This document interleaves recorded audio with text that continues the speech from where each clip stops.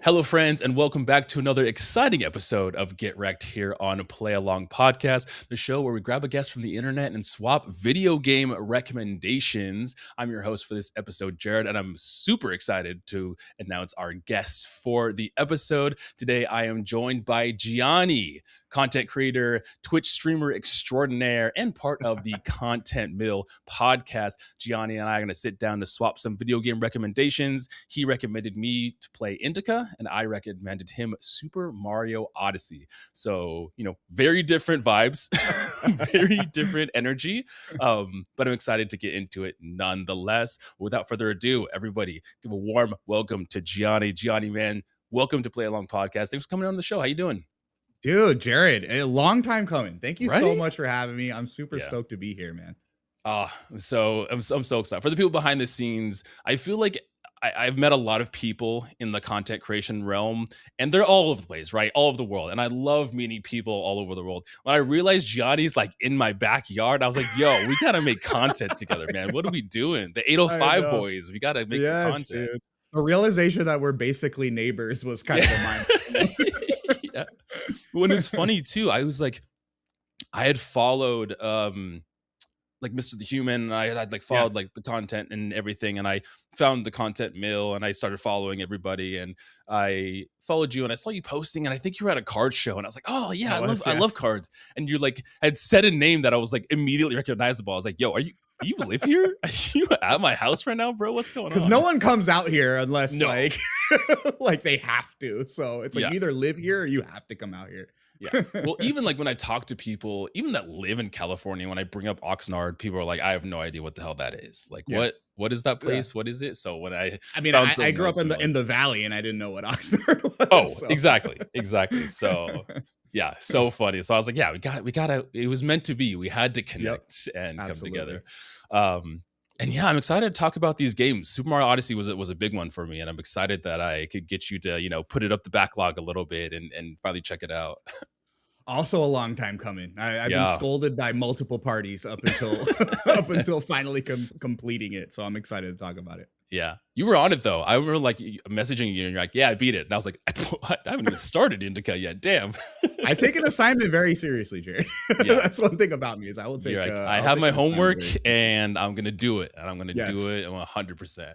Absolutely. Well, Gianni, before we jump into the games proper, usually when we have someone on the podcast for the first time, I kind of like to do a little pseudo kind of interview, get to know you kind of situation, get the Gianni lore, if you will. So the first things first, and I think kind of everybody starts with this of where your gaming experience kind of started, and more so, do you have any kind of important like anecdotes on games that or gaming experiences that meant a lot to you that you kind of hold near and dear to your heart too? Yeah, I mean, I've kind of talked about it on other podcasts, but like gaming has really just always been in my life. My dad was a gamer. My grandma had the NES at the house. Eventually had an N64 at the house. And I grew up playing Tetris with her, Super Mario Brothers with my dad and my little brother. Gaming has just always been a part of my life. My dad's in his 60s and he's still playing Overwatch and that's awesome. So, I love that. It's just been always a part of the lifestyle. Duck Hunt was just one of those ones that I remember playing till I couldn't feel my thumbs anymore, my pointer finger. So it's kind of just always been there. I learned how to read watching my dad play Link to the Past. So it's like it's ingrained in me from the jump. I think as far as like informative experiences, though, I always draw on, as a 90s kid, Pokemon Red and Blue was just one of those ones where and I've said this before, like it was the first time I ever remember just being in a game world. Like that was me in the game. That was nobody else. That was Gianni in that game. I wasn't playing a character so much as I was playing myself. And that one is just one that will always stick with me, being 6, 7, 8 years old, whenever that was. And to this day, I have so much fond thoughts of the Pokemon franchise as a whole, but specifically those first couple iterations. I mean, Final Fantasy franchise is a big one for me. I love my Final Fantasy games. I'm kind of all over the place, especially now that I'm in my new content journey. Yeah. I've kind of broadened my horizons. I've always been the kind of guy, like, if you got to try this food, sure, screw it, I'll try it. You got to try Yeah. this, watch this movie, sure, whatever, I'll try it. It doesn't mean I'm gonna like it, but I'll definitely try it. I'm always Yeah. I'm always open minded, especially Yeah. now though on this content journey. Like, I'm trying so many new games that I would have never touched a year and a half ago, and that's been like a really fun journey over the last couple of years for sure. Oh yeah, the just the kind of, I mean, for one, we live in the year of our Lord and Savior 2026, and there's just so many games, so many different Embarrassment types of of riches. exactly, and just like AAA indie especially, there's just like a sea of games, Yeah. and same thing where like I think because of the content, I've just naturally gravitated like let's try it all, like let's do it all and see what I like, see what sticks. And I've found like some of my favorites of games that I would never have even touched if it weren't for the podcast, if it weren't for content creation and things like that. So I'm the same way where I started off a Nintendo kid, but I've since branched it. Like I'm everywhere. I do it all. That was my same journey, is like Yeah. because even now I'm not, I play my Switch 2 a lot. It's not a Sure. whole lot of first party, which is ironic because we're going to talk about Super Mario today, but like a lot of it is like third party. That was my big push for the Switch 2. Yeah. It was like, I want to see the third party push for Mm. Switch 2. And as a parent now, like, I get the most use out of my Switch 2 in this since its release than I did the entire Switch 1 life cycle. Yeah. But like you, like, my journey started with Nintendo, and then I was just kind of like, my brother stuck with Nintendo, and I was like, wow, this PlayStation is really cool. I love this Yeah. Xbox. Like, that was just where my head was at. And then we've kind of just like intersected back into the center Yeah. where I'm like, I'll play everything. You know what I mean? Oh yeah, I love it, and I love because everyone has kind of a favorite they started with, right? Because in the 90s, early 2000s, it was very much like the Nintendo kids, the Xbox kids, the PlayStation kids, and because they all kind of had their own journey, and we've all, like you said, kind of coalesced back together. The other host on the podcast, Ben, he's the big Sony guy. Like, he played Metal Gear Solid, that's his favorite game, and I had never touched those games until the show, and now I've played through Metal Gear Solid, Metal Gear Solid 2. I'm excited to play through like the remake of 3. I want to try out eventually. So I'm just like, oh, I love games. I love all games. The original console wars was not like your favorite. It was the whichever one your parents could afford. That was the one you were rocking for, dude. Yeah, it was what they can afford and what are my friends playing right now. That was the extent of what game console wars there were. I was just like, my friends have the 360. I'm buying the Xbox 360. I'm a 360 kid. I'm a 360 kid now. That's just how things work. Oh man. Well, you brought up games like Legend of Zelda. You brought up things like that. Do you have kind of a like standout favorite franchise, or even, I won't say favorite game because that's so hard to pick your favorite, but do you have like one that stands out when that first comes to mind when you hear that? It's tough because like when I think of my favorite franchises, I do think of Pokemon. I do think of Final Fantasy. I think of BioShock. BioShock is a big one for me. Yeah, but it's one of those things where, like, I say I'm a franchise fan, but I can't say all of them like have resonated with me throughout the years. It wasn't until recently, even with Final Fantasy, I was like, I'm not so much a Final Fantasy fan as much as I'm a Final Fantasy 7 and later very fan. specific Final Fantasy game fan. Yeah, because again, like our age bracket, I'm Yeah. like, that was when Final Fantasy 7 came to the States, and it was just like a bomb. Like that was what brought that genre to so many kids of that time. So I think that's kind of where my head. Same thing with like Pokemon. I'm like, I could tell you all about Gen 1 through 3, but everything past that, I'm like, ooh, it gets a little iffy. BioShock was one where I've played through.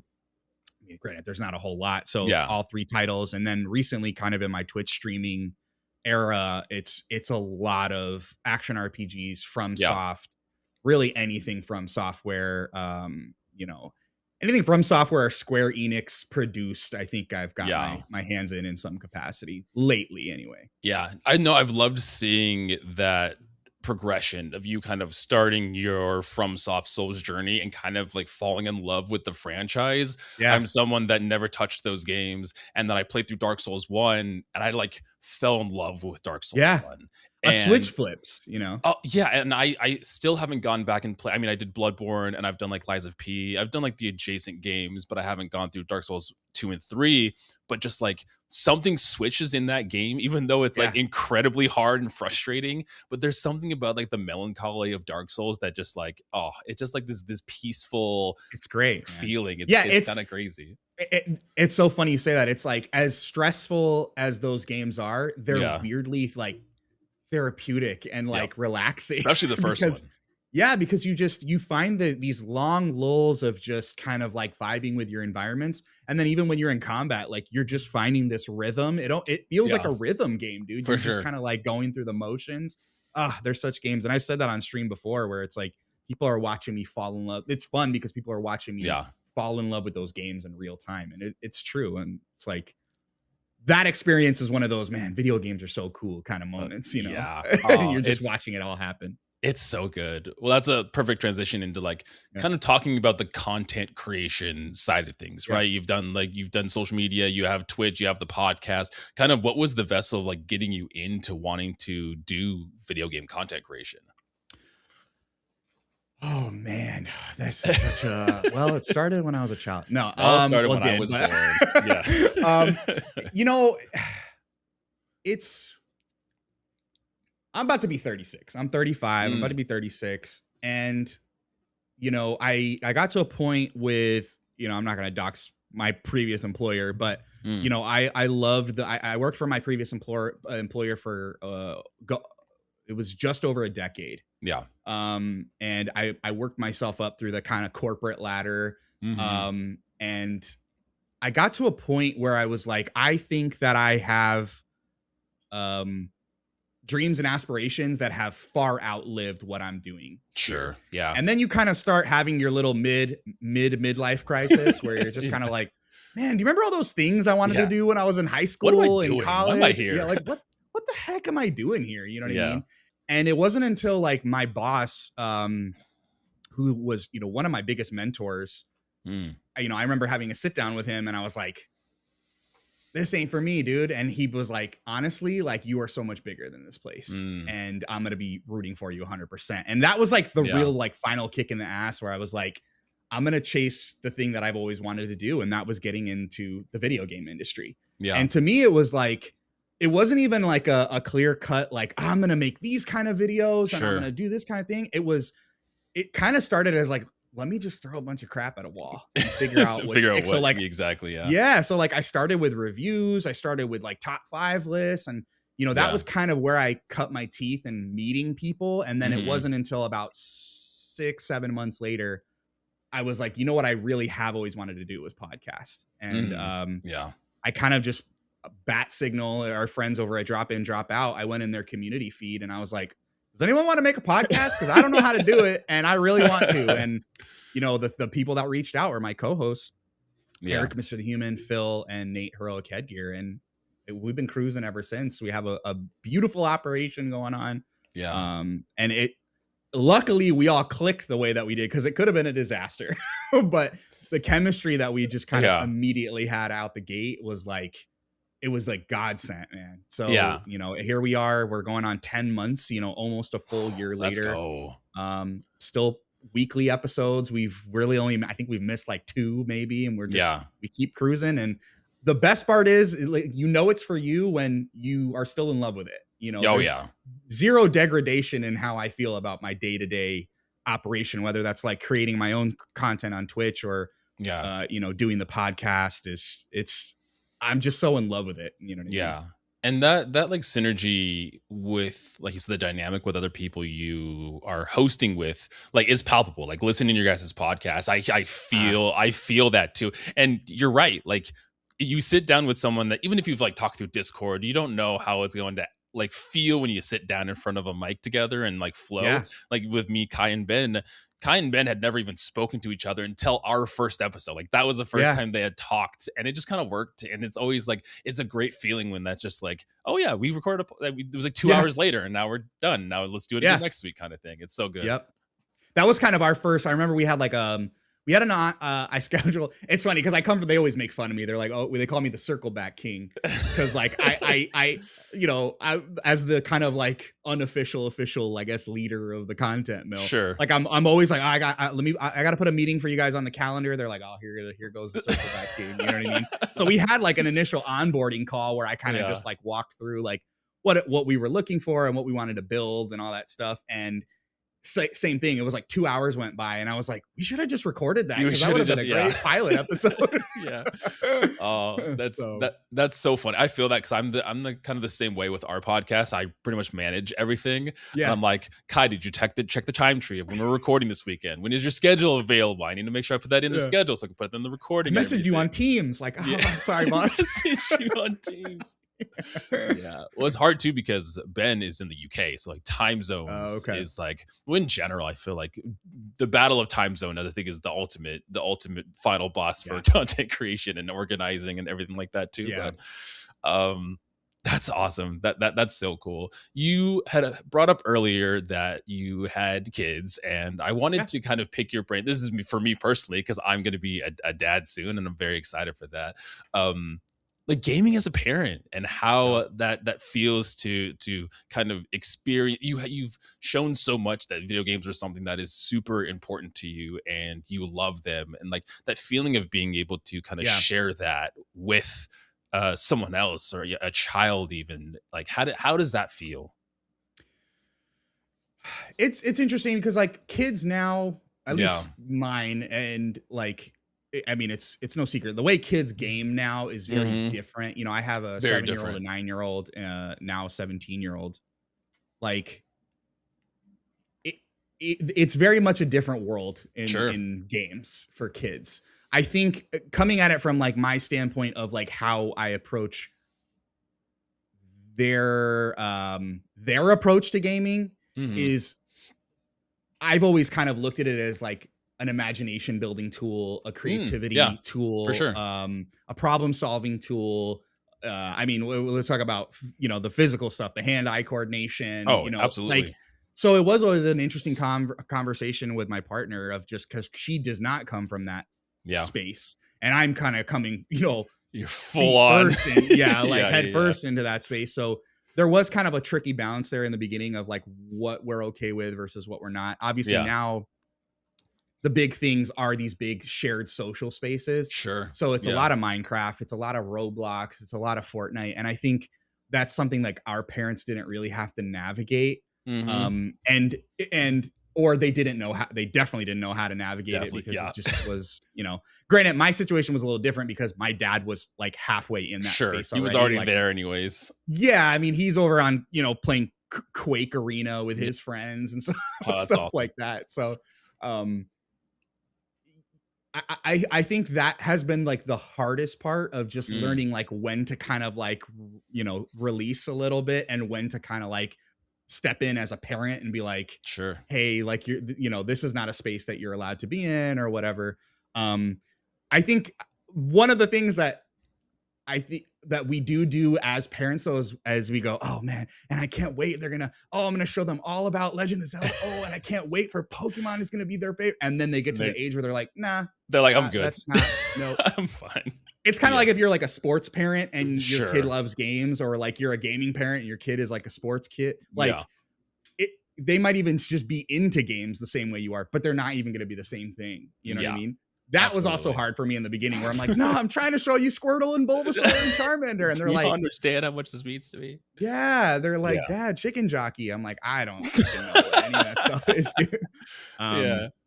But it's kind of been cool because now we're like intersecting in these places where just the other day, like my daughter was like talking to me about, because her friends at school are really into Pokemon trading card game. And she's like, I was like, because she loves Eevee. She's really into Eevee. And she started asking me questions about like Eevee and all the different like evolutions of Eevee and all this stuff. And I started wheels out the to her, whiteboard and everything. Is like, actually. So we started talking about like the cartoon, and she's like, I want to watch the show. So it was like kind of this like, all right, well, maybe we can't play these games together because you don't want nothing to do with it. But Right. I can tell you all about, Mewtwo's speech in the Pokemon movie. And I can Oh, tell you all yeah. about seeing Ho-Oh for the first time. And Yeah. so it's just that kind of like beautiful experience of like, collaborating with your kid to kind of find a common ground. And that's what I've loved so much about being a gamer parent. You know what I mean? Yeah. Like, let me bring you a piece of my world. You bring me a piece of your world and we'll meet somewhere Yeah. in the middle. And sometimes it works out where, they just align miraculously, Sure. but not always. Yeah, for sure. Not often even. That's beautiful. And I also love Pokemon. And I think that Yeah. Pokemon does a great job of like connecting Yes. generations like that because Mhm. I mean, from the beginning, it's been like Pokemon's for everybody. And I think now more than ever with cards, with the TV show, with the Yeah. games, like there's some facet of the IP that you can interact with and you can relate Yeah. to someone, even if they don't play the games, even if they don't like the cards specifically or like to do like competitive battles. There's something there for everybody. And with Yeah. Pokemon cards being so like more prolific than they kind of ever have been, and it just seems to keep growing in Yeah. popularity, it's just like, yeah, kids love Pokemon cards just as much as like we did when we were kids. Exactly. Well, and same goes for like a lot of those, like Super Mario, Sure. right? Like Yeah. my girls don't. They played a little bit of Super Mario Wonder. We played a little bit of Wonder, but other than that, like there wasn't too much latching on there. Mm-hmm. But when those movies came out, dude, like we were there day one. They wanted us to go see Princess Peach. They Yeah. wanted to. My daughter's like obsessed with Rosalina now, and it's Oh, that's because of the awesome. movies. It's not even Yeah. because of the games. You know what I Yeah. mean? Like, so it's kind of cool seeing when we were kids, games were just the games. Yeah. That was really it. Maybe you'd get some of the toys, but now it's like games are these Yeah. multi-billion Movies. dollar Yeah. IPs, and if you don't get it in the games, you can get it somewhere else. Yeah. And that's been kind of cool to see. And franchises that like the entire world takes seriously too. Like you said, Yeah. these are multi-billion dollar. These things make money, especially like Mario, Pokemon. They're printing money, Yeah. and it is so cool seeing like the next generation kind of get into that and find the things they love and everything. Find their own like loves Yeah. and dislikes and In a personality. Like that, completely different way than we did. yeah, absolutely. Yeah. That's what I'm excited for. My daughter's not even here yet, but I'm excited for. You gotta prep, man. I know you got to prep for sure. We're already there, but I'm excited to see kind of like follow her on her journey of like what she likes and doesn't like, whether that's video games, whether that's whatever. I'm excited to just kind of be passenger on her little life journey and kind of see all the stuff that she gets to experience and what she likes and doesn't like and everything. So, I'm so excited. I'm pumped. It's fun, man. It's a fun adventure. I'm excited for you. Yeah. Okay. Sweet. Well, Gianni, I say let's get into the games that we recommended each other. And I say let's start first with the game that I recommended you, which is Super Mario Odyssey. Okay. So a little bit about Super Mario Odyssey before we jump into the conversation. Super Mario Odyssey originally released on October 27th, 2017. Almost 10 years old, by the way, which is kind of insane. This game is like a decade old on the Nintendo Switch. The synopsis for Super Mario Odyssey. In the game, Mario explores various kingdoms to save Princess Peach from Bowser. As always, Mario will collect power moons hidden in each world to fuel an airship known as the Odyssey to travel to each new location. Cappy, Mario's new hat companion, uses his capture ability, letting Mario possess enemies and other objects to solve puzzles and progress in the game. Cappy and Mario must work together to stop Bowser from marrying Peach, which is the story in this is strange. It is strange. I know that's happened before, right? Mario's Sunshine, Bowser's like told his kid that Peach was his mom. Bowser's always had like a weird relationship with Peach, but this one more than ever, he's like forcing her to marry him. Yeah, it's a little creepy. It's a little creepy. We'll get it doesn't get too much deeper than that. It's a Mario game. We'll talk more about it later. But did you have any idea of narrative with this? Like, did you have any idea of what was happening in Mario Odyssey before you jumped in for this episode? No, I had played maybe an hour of Mario Odyssey back when it launched. That was the first game I got with my launch Nintendo Switch. Yeah. But that was, like you said, it was 10 years ago. So I didn't remember. Crazy. Yeah. I remembered the first level that you land on, the little hat area. I'm assuming we're full spoilers on this. Yeah. Full spoilers. Stuff. Yeah. Okay. Yeah. Yeah. I remember that meeting Cappy, but other than that, didn't remember anything about the narrative. Yeah. And again, There's not much narrative There's not much there. here to begin But with. there doesn't need to be. You No. know what I mean? And I think that's okay. Yeah, I think that's the beauty of Mario, is like you can tell a story without actually having anything too detrimental or incredibly high stakes happening. Yeah. A little bit about the development. Super Mario Odyssey was produced by Yoshiaki Koizumi and Koichi Hayashida. It's funny that Miyamoto's played a backseat to a lot of games, right? He's out making movies, he's out building theme parks. His official title on Mario Odyssey was Creative Fellow, which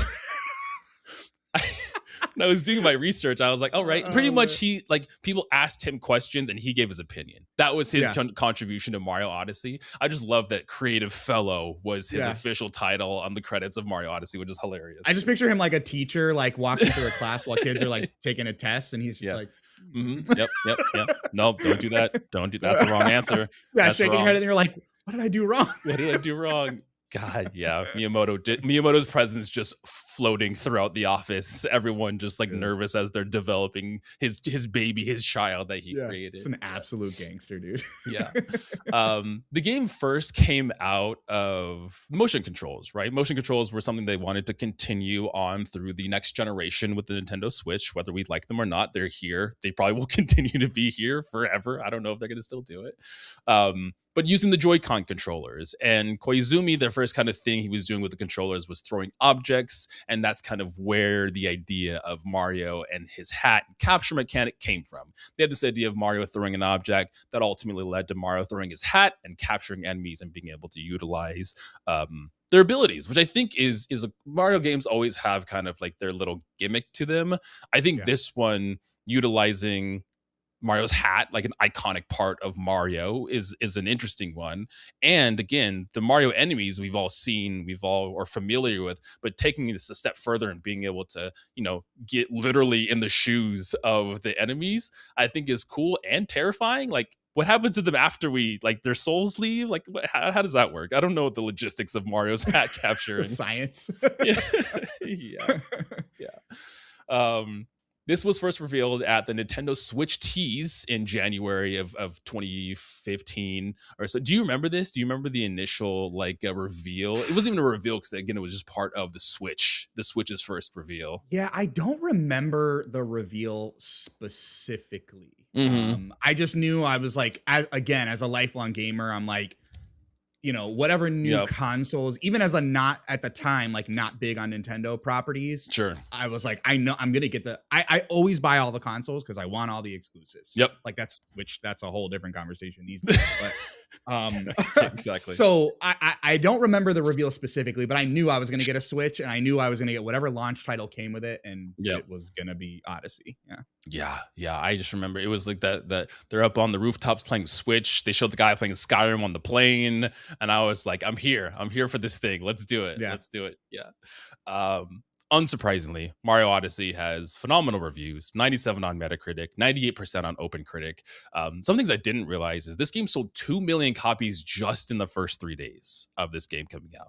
And by December, which again came out in October, so less than 3 months, it already sold 9 million copies by the end of 2017, which is insane. Now, a lot of that probably had to do with the Switch, right? The Switch was relatively brand new. It was cusping its first year of being out, launching in March of that year. But still, 9 million copies in like 2 months is insane numbers. Insane. It is absolutely crazy. Again, printing money.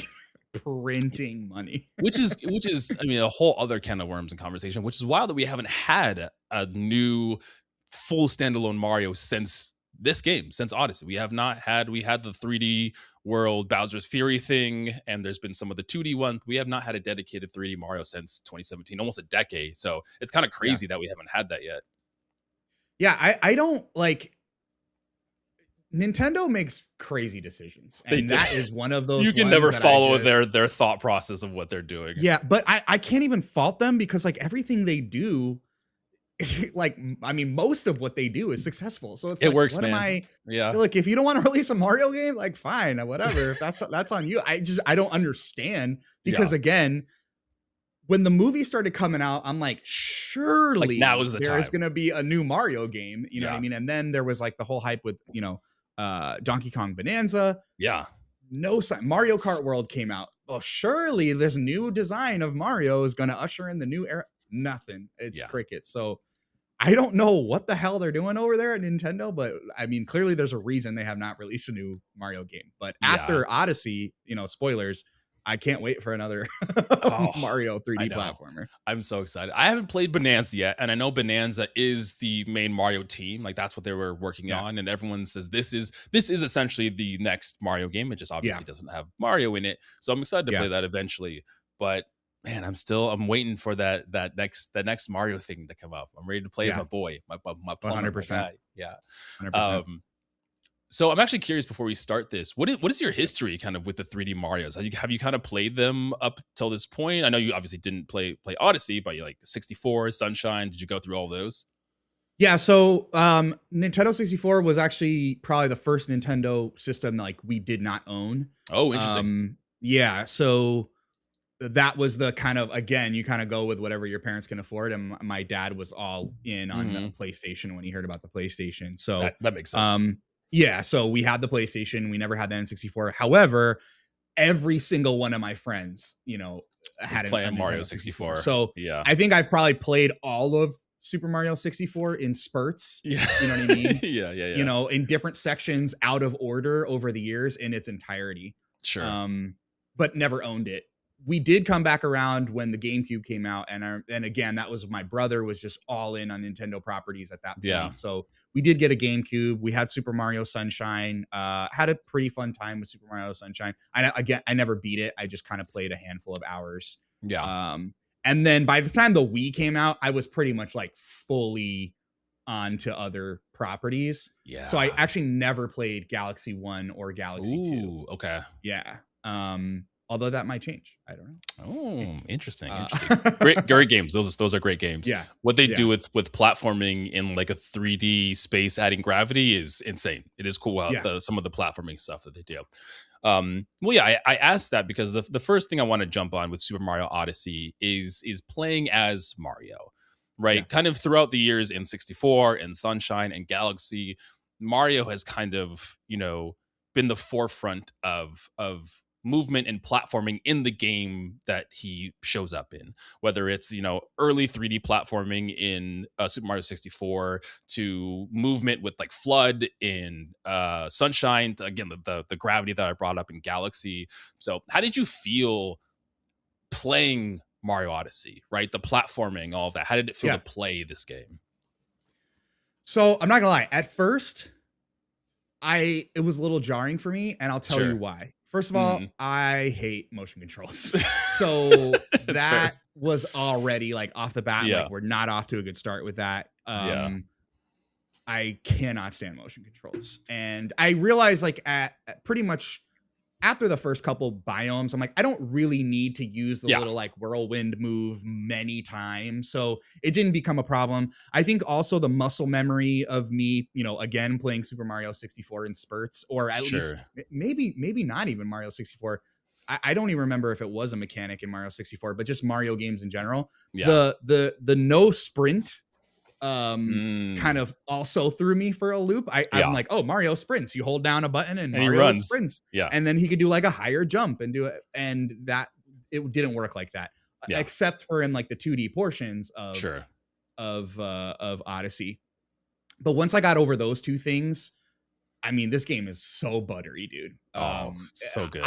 I think there's some platforming sections that like I struggled with just a little bit, especially towards like the end game. But Yeah. I mean, other than that, once you get the hang of motion, and especially because a lot of like platforming sections require you to just transfer to another gimmicky enemy for that Mhm. particular portion, so you never Yeah. really have to like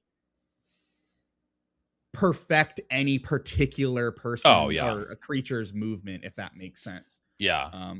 Again, some of the late game stuff, especially like the end game sequences, there's some pretty gnarly like Yeah. maneuvering sections, but once you get the hang of it, oh my gosh, the movement is just butter, dude. Yeah, it's so good, and Mario has so many more movement capabilities Mhm. this time with Cappy and, bouncing off the hat and rolling around and doing a Once I spin discovered the move. cap jump, I'm like, Oh, oh, the okay, cap. all You're right, right, here we I'm go. so in, dude. I'm Game so changer. in cap jump, dude. And it's one of those things too where it's kind of like easy to learn, difficult to master. Because, like, for the most part, yeah, I can use his abilities and they work well. But watching people that are good at Mario Odyssey Yeah, play this game like watch anybody do a speed run of speed Odyssey, run. and the fact that they've mastered and wrapped their mind around this movement system in this game is just insane. You see them jumping Yeah, and cap jumping and rolling and hopping over and everything. It is yeah. insane. Yeah, it's definitely a fun time, and I haven't gone back for just for the viewers at home. I have rolled credits Yeah. on Odyssey. I haven't gone back for. I ended the game with like 250 moons, Okay. and but from what I've read, there's like double that. I've already seen other platforming sections that probably require like very precise, like, okay, Yeah. squat jump into this thing and then go into this. Yeah. Like, you probably have to have that like from soft memorization and rhythm. You know what I Yeah. mean? Or I liken it to like Prince of Persia: Lost Crown was one where it's like you Oh kind of yeah. learn that very precise.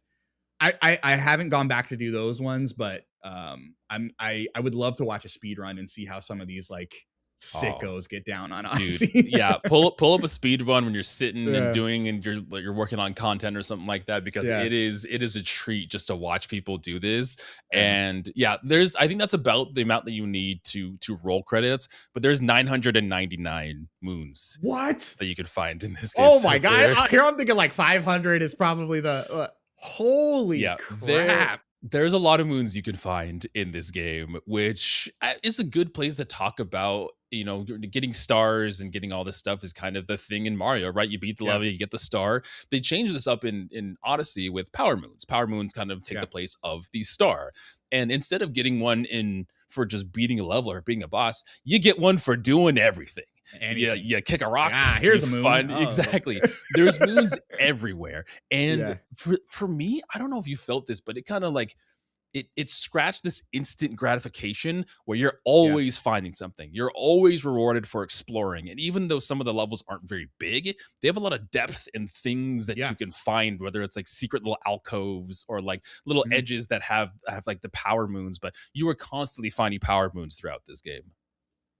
Yeah, and it's kind of an extension of what I noticed in the first like couple levels is Yeah.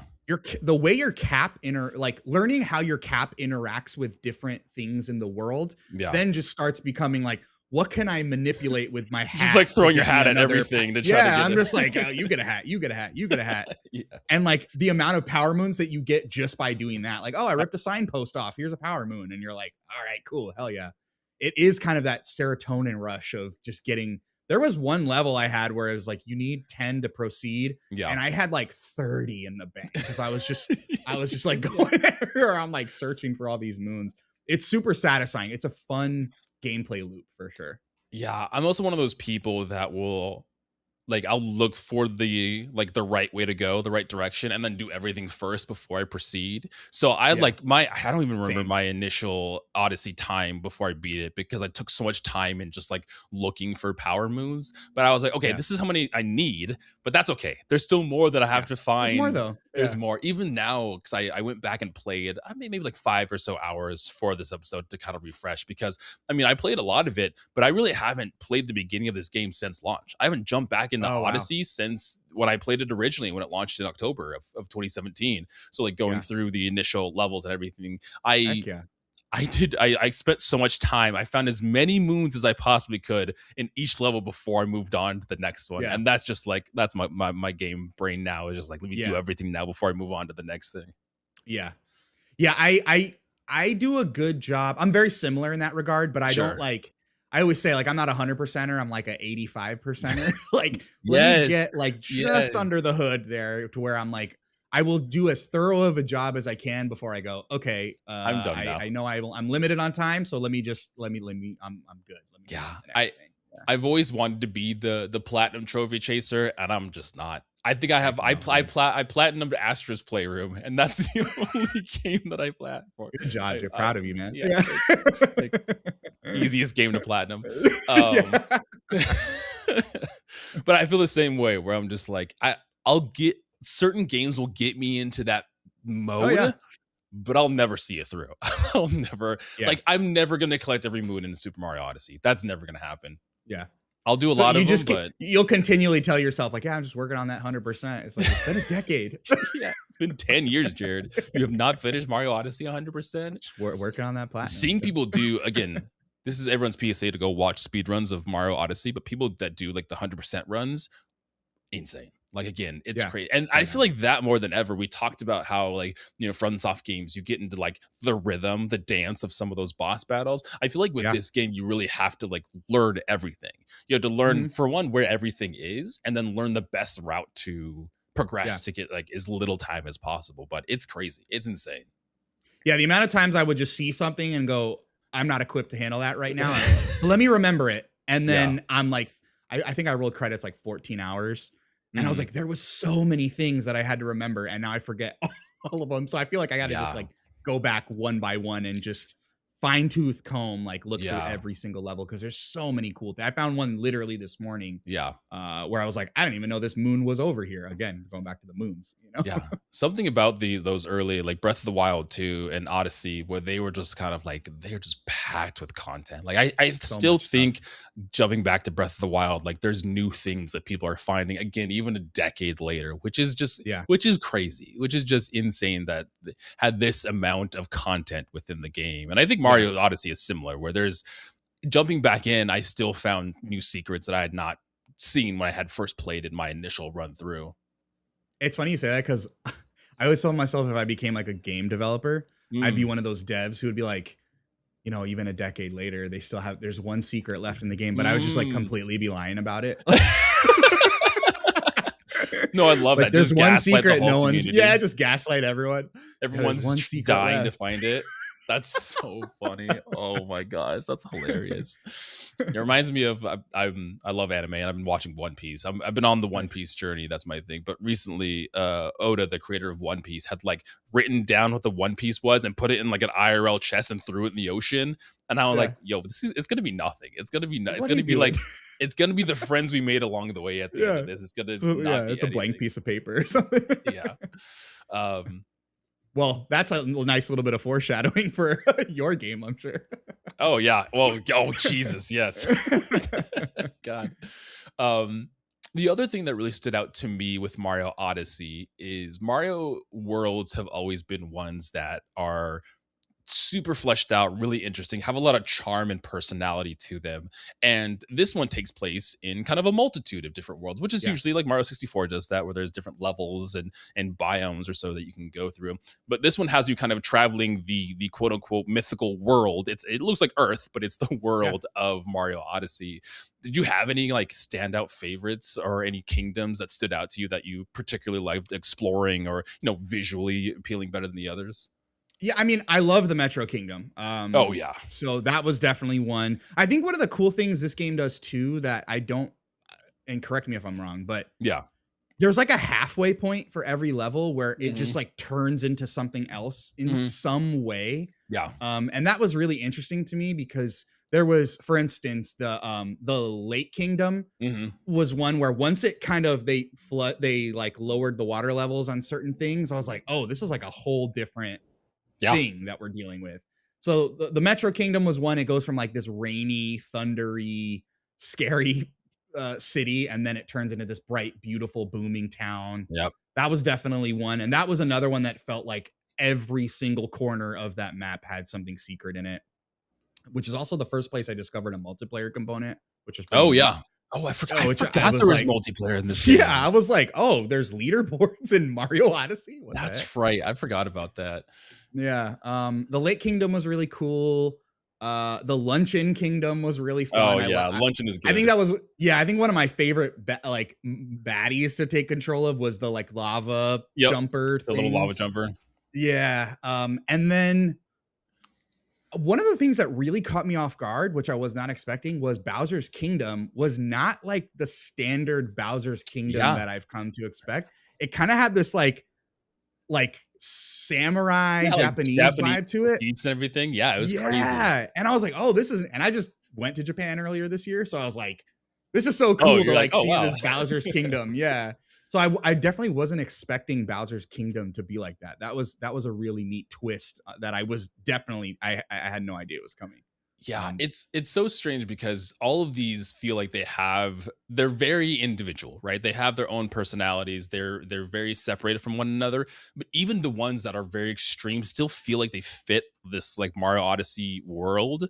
I think the standout one, which I think people always compare to like it looks like a FromSoft game. It was the Ruin Kingdom fighting the hyper oh, realistic dragon. That's I literally, that was what I saw. I was like, what kind of from soft?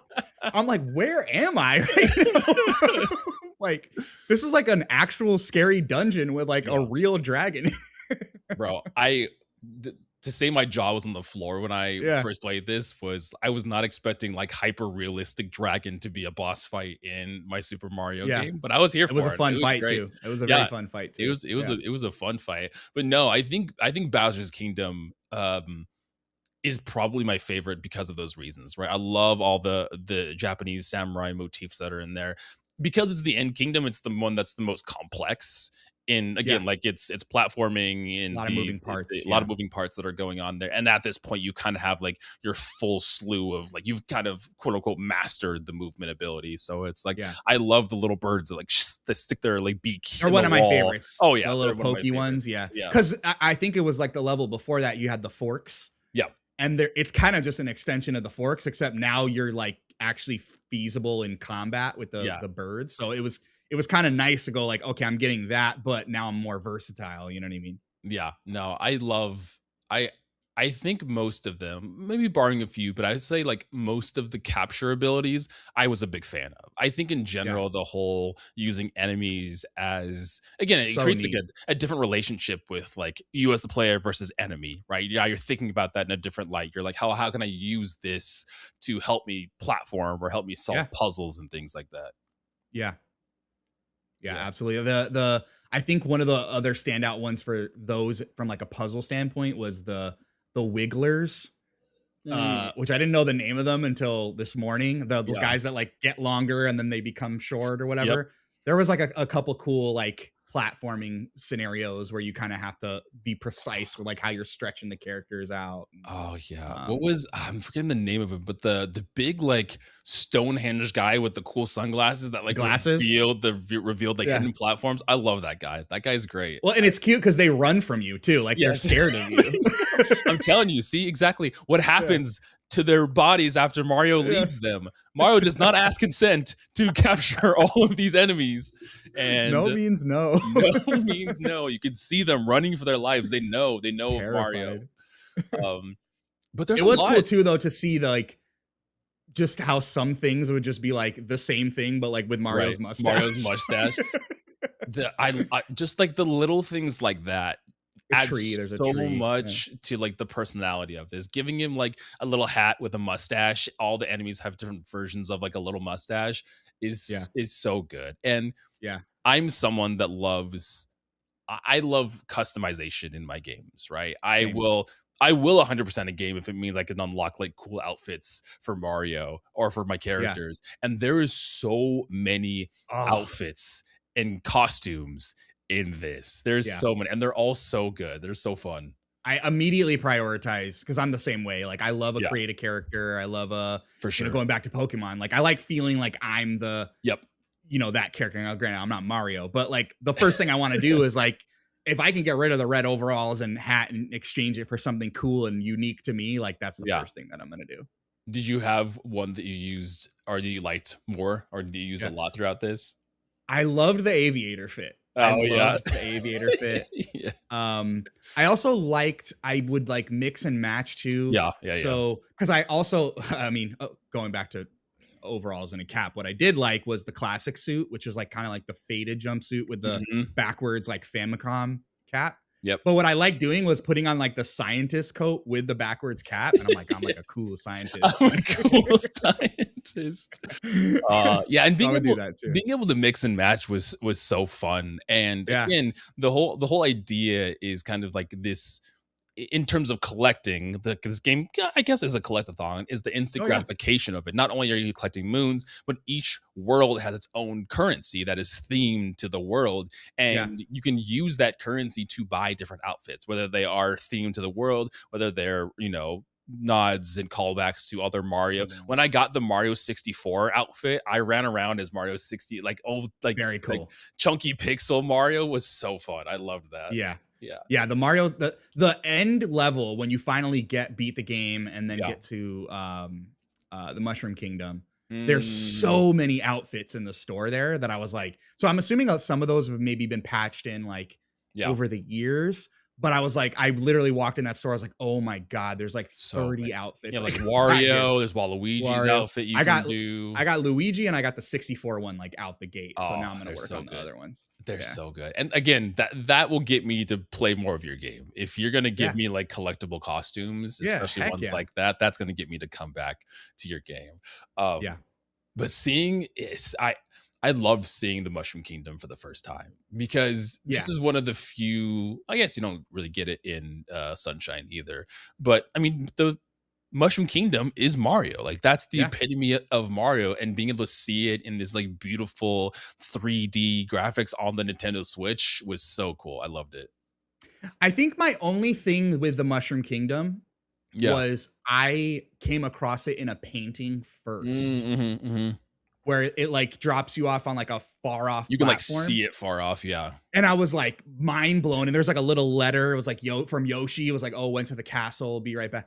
And I was like, so when I rolled credits and they bring you to the front of Peach's castle, I was like, I kind of wish that was the first time I got to see Mushroom Kingdom, because it's such a cool moment, and everyone wants to see their childhood game look like they remember it, you know what I mean? Which is like, this is how we remember it looking. Didn't look like that, but not so not to your point, to see it in like all its like HD glory, it's so cool. It's such a neat experience.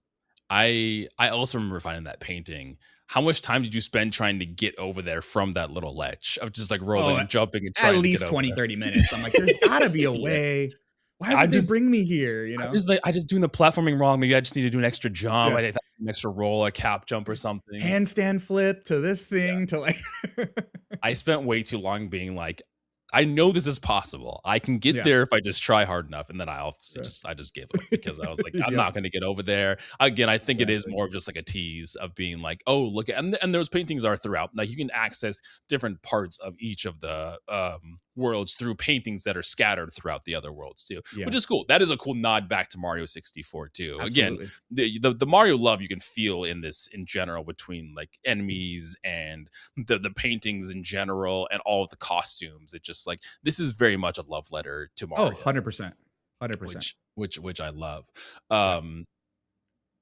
So again, there's no story here, but and that probably wasn't even on the forefront of your mind, but did you have any thoughts on the actual narrative of Super Mario Odyssey? Do you have any notes on like any of the story stuff? It's the classic. Peach gets captured, you gotta be Bowser, and then you roll credits. That's essentially what happens here. Yeah, I mean, I'd love to give you like the podcast, let me like make these sentences really long, but I had no thoughts on the story. I didn't think so. It's not what I'm there for. You know what I mean? It's kind of, it's Mario. It doesn't need to be complicated. There doesn't need to be lore. There doesn't need to be, it's just Bowser stole your girl and you're getting it back. We're going to save the princess from the monster. And, was it a little weird at first? Yeah, kind of. But I've kind of, as I've gotten older, I try to approach things as like, is this a popcorn thing, or is this something that I want to be deep and philosophical? And, and Mario is just not that thing. Mario is the thing like, okay, I'm going to see cool looking worlds. I'm going to have fun platforming, the collectathon aspect, like you mentioned, but I wasn't there for the story. No, and that's okay. You can still be a 10 out of 10 game with a bad story.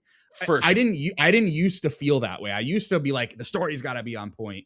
But as I've gotten older, I'm like, no, some games just are what they are. And Yeah. if they do the things that they set out to do very well, you could still be a 10 out of 10 game and have Yeah. a crappy story. You know what I mean? Absolutely. And I love that you said that because I think throughout the years and with doing content creation and everything, I've been trying to separate that and also remind Yeah. myself because I always want to be like, yeah, let's look at how objectively good this video game is. And I'm like, at the end of Yeah. the day, my review is very subjective. My review of a game is gonna be different than everybody else's review. Everyone's coming at this with their own Yeah. lens. And some games are just fun. And I got to remember that Yeah. that's okay. It's okay to just be fun. And right now, as people are listening to this, the book club game we're playing through is Immortals of Avium, Mm, which story is, I wouldn't say the story's great.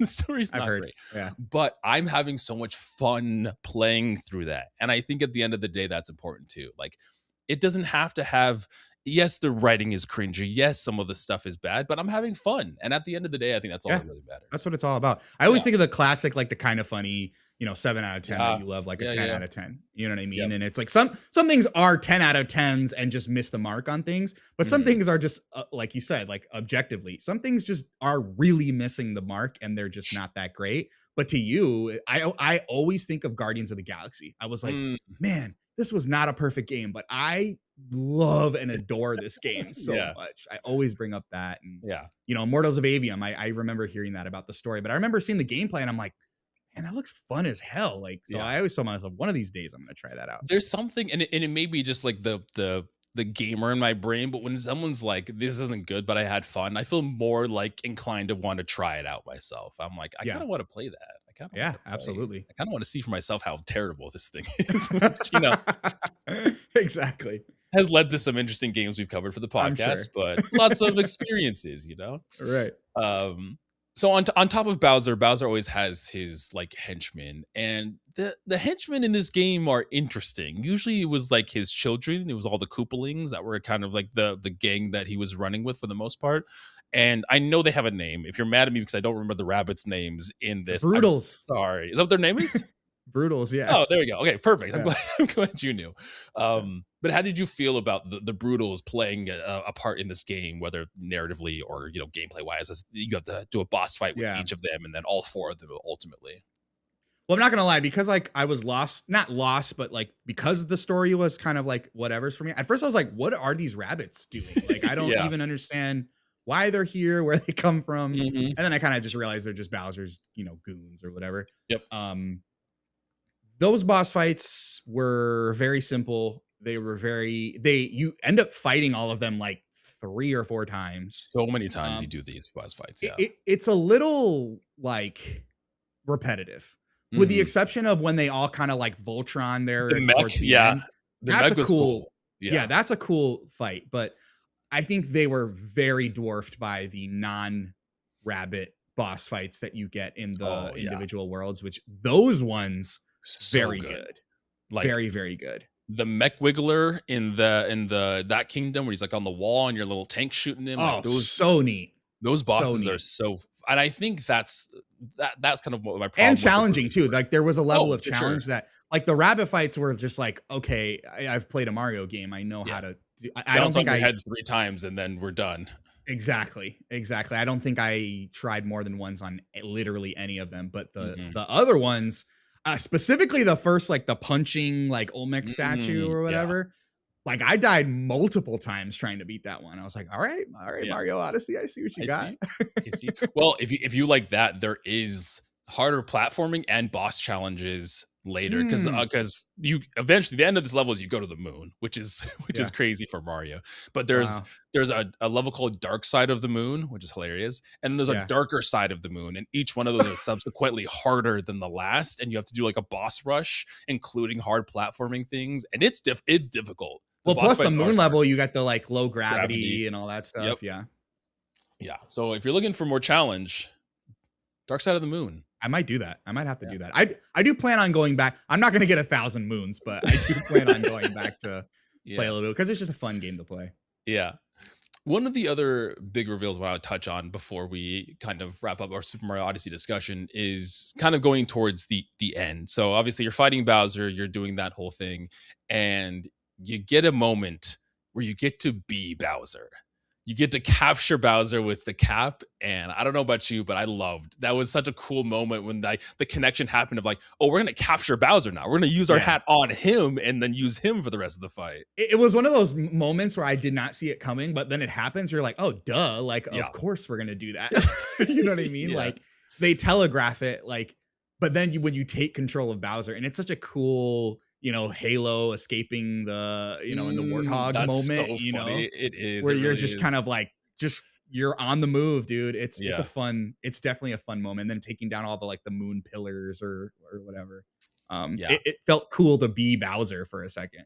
I know. I loved that moment. It also makes me think like, again, don't if you think too much into the logistics of like Mario's capture ability, you lose a lot. But just like why couldn't we use that on the rabbits? It's because they were wearing hats. True.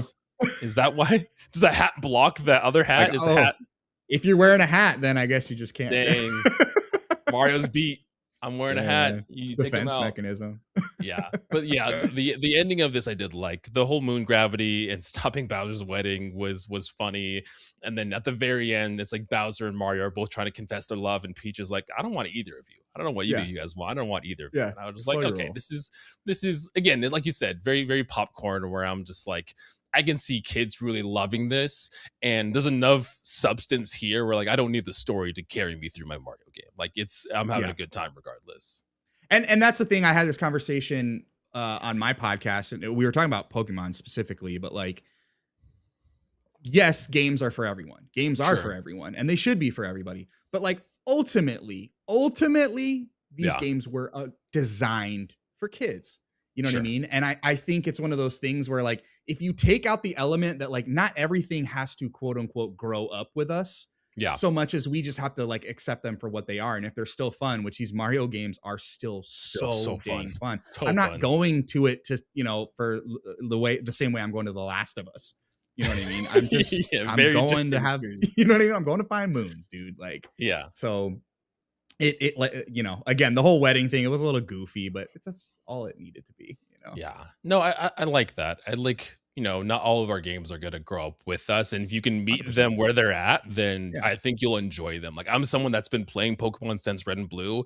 And sure, some of them recently have had problems, but I love every new Pokemon release comes out. I love my time with it. When Winds and Waves got announced, I lost my, like, I'm pumped. Gen 10 is here finally. Like we've been talking about Generation 10 for so long. And that when it comes around, the inner kid in me comes back out and I'm like, yes, I'm here. I love these that. That's what it is. That you hit the nail on the head is like, what brings out the kid in me for me to go like, man, I feel like I was, you know, 8 years old with my Game Boy in my hand. You know what I mean? And I'll be there day one for Winds and Waves, and I'll be there day one for whatever new 3D Mario platformer comes out.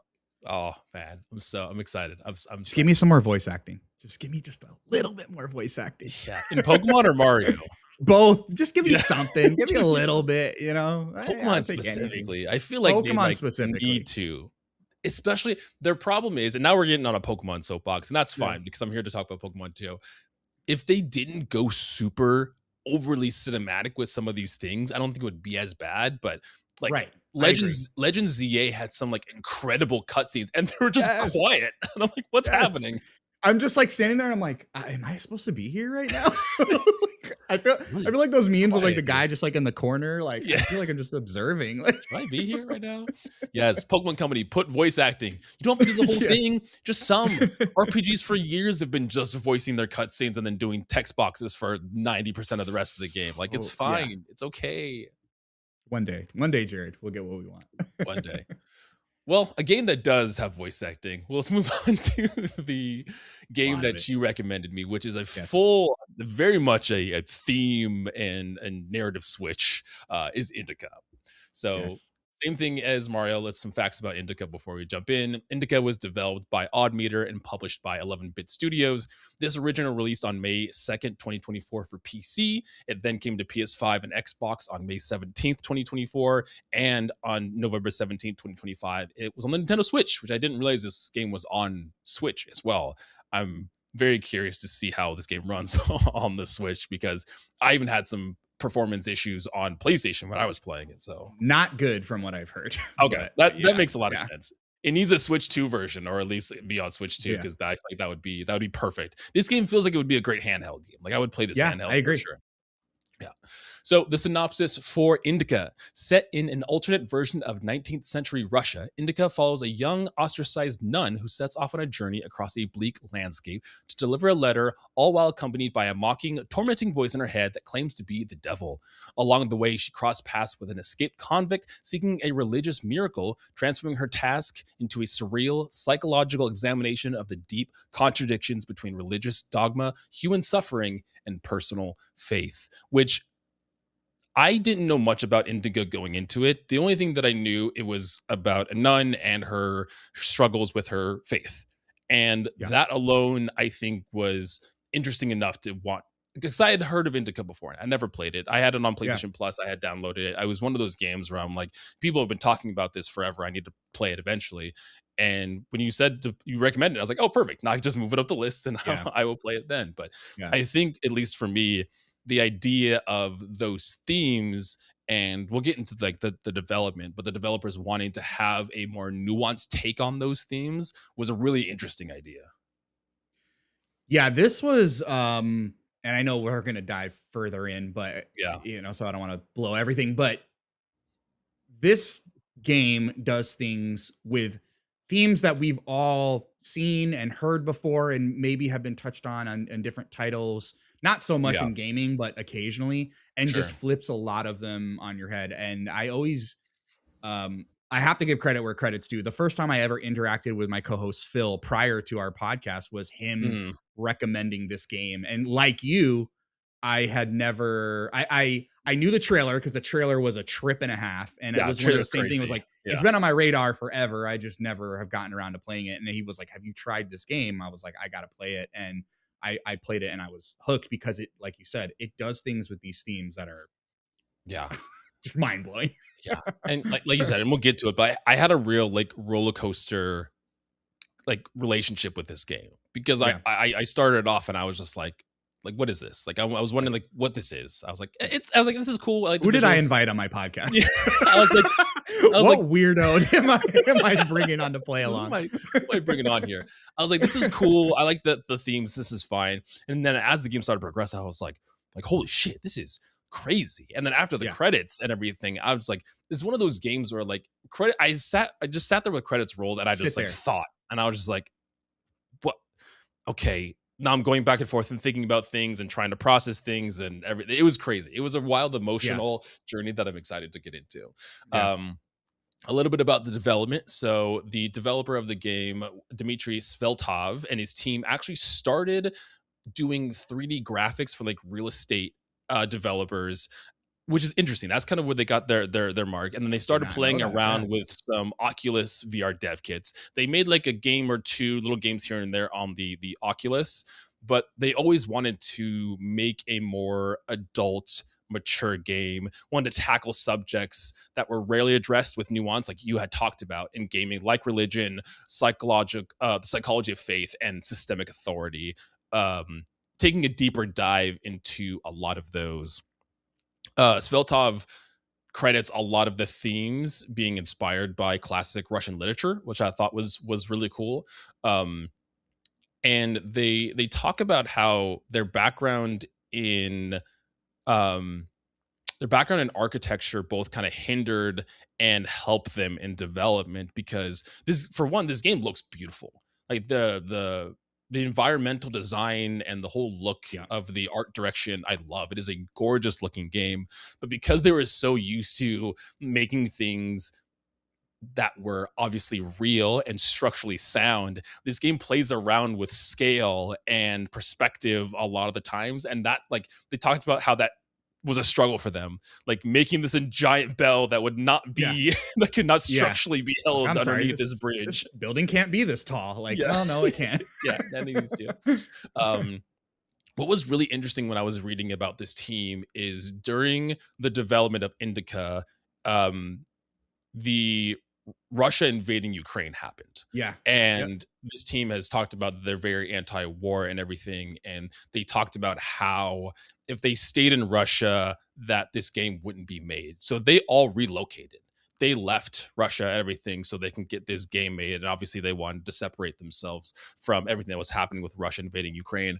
But that was just crazy to think about how just like how that could affect your years and years of work that you're doing on this project that you love. You put so much time and Yeah. energy into it, and what it can mean to be like, okay, let's pack up and go to let's escape and go to a different country. Yeah. What that can mean for the development of this passion project. And I thought that was it was wild. It's so cool. Well, especially because of the themes that they touch on in the game Yeah. as well. You know what I mean? To know that there was you're in the midst of global conflict, and it's kind of like one of those like, well, the work don't stop. You know, we still have a Yeah. message to deliver, and there's something oddly like romantic about the whole thing. You know what I mean? Hmm. It's and very, very scary. You know, I mean, obviously the game touches on some really scary uh topics that we see in real life. So to be going through something like that, in the real world, and to just kind of stick to Yeah. your what's the word I'm like your mission. You know what I Yeah. mean? Like I said, there's something weirdly like poetic about it. Yeah. Well, not only that, but they touch on the publisher 11-Bit Studios helped a lot because obviously like they were providing the financial buffer for the team. There was clearly a lot of like internal delays that were happening because they were legit like smuggling their studio across borders Yeah, and everything with heavy equipment. And again, just the the game already has such a cool message and a cool direction, and hearing the like legit journey some of this team had to go through to get to this end product.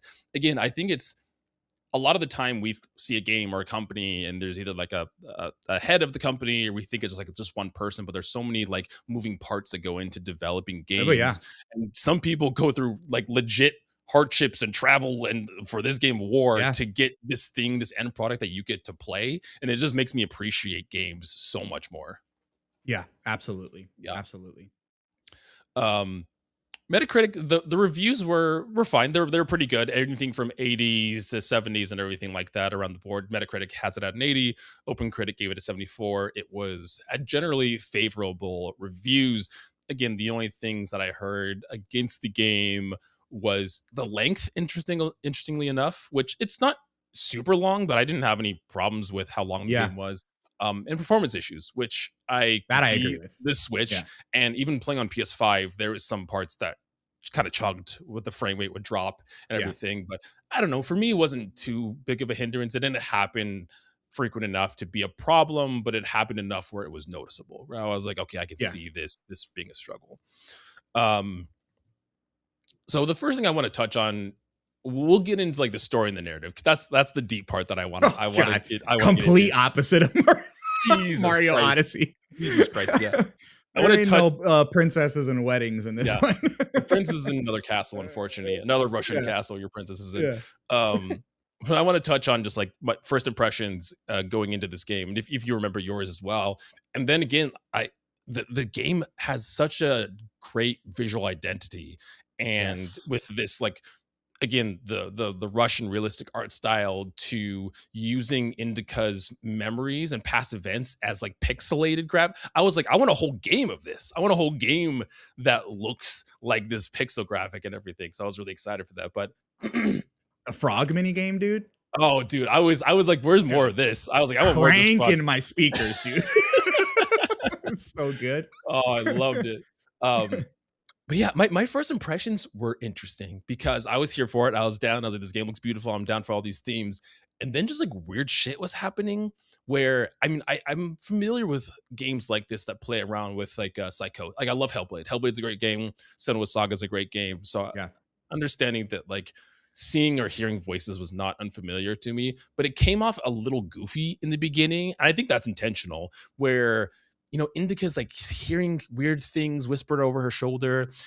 There's a ceremony that they're doing, and the nun opens her mouth, and a little tiny nun comes out and is like dancing in her mouth and everything. And again, I think that they're supposed to be intentionally goofy because the situation around her is very serious. So there's yeah, like the contradiction between those things, and it shows how you could see that the nunnery is really on its last leg with Indika. Like Indika has been doing this for a while, which is ultimately why they like take this letter and just go far away. Let's deliver Yeah. this letter Like, far away. please leave. Yeah. Please leave. Yeah, my first impressions were just like, what is this? Is weird. Is this goofy? Is this serious? What am I supposed to be feeling right now? Yeah, I think the game is one of those things where, and that's why when you bring up kind of the like range of reviews, like that I think is Yeah. expected from this game Hmm. because I mentioned I take an assignment seriously, Jarrett. So your boy Yeah. may or may not have played Indica again this Did you morning. go through it again? Let's I went through and go. played through all Let's of Indica. go. So it's fresh in my memory. And not only does this game have like a very, because you know how the game ends. Yeah. And it is one of those when you play through it a Interesting. second time, you're like, that's what this is Oh, what interesting. now Yeah. I understand what this pickup.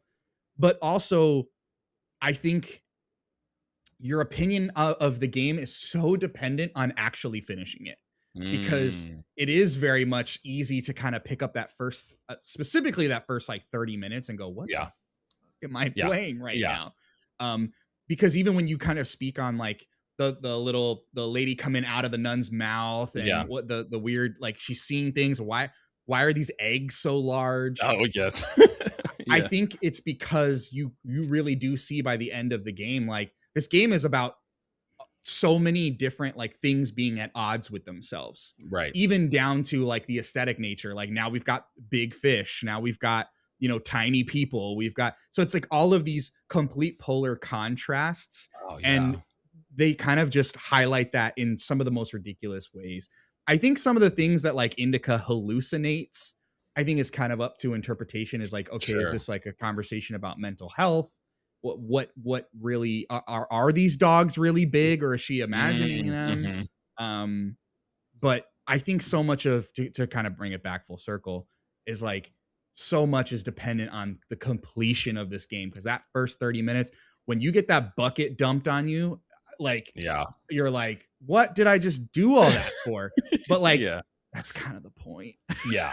Well, even now, hearing you talk through it and the idea of going back, like seeing those moments are real, and the contradiction again, the split between like these weird, silly things that are happening and the very seriousness of the situations almost reflects Indica and how she starts feeling. Like at this its Yeah. beginning part, and as she leaves and eventually meets like Ilya and everything, she's starting to kind of ask more questions about everything, about her faith, about God, as she meets someone that's also very dedicated and going through a very large journey and, going against health regulations because he has this belief that he has. When Indica starts seeing some of the holes, she starts to question a lot of this stuff too. And Yeah. I think those themes in the beginning that are very like back and forth are reflecting that. It's like Indica's feeling one of two ways about this, and that's cool. It's very black and white. And one of my Yeah. takeaways, again, one of those things where I was like, oh, second playthrough, now it has just clicked for me. And I was messaging Phil because Mm, like, hey, I'm replaying through Indica and there's all these things that I just yeah. didn't really. There's a point in the beginning of the game where you pick up the wrench Mhm. to help Ilya like move the I think it's a The car or cart. truck in them. Yeah. Yeah. And she picks up the wrench, and the description for the wrench says Indica could easily tell a 5 millimeter wrench from a 40 millimeter one just by looking at them. This one was somewhere in Mm, between. And I found that so interesting because I'm like, a 5 millimeter wrench and a 40 millimeter wrench. yeah. It's like, yeah, no shit. You can tell the difference between a 5 and a 40 millimeter.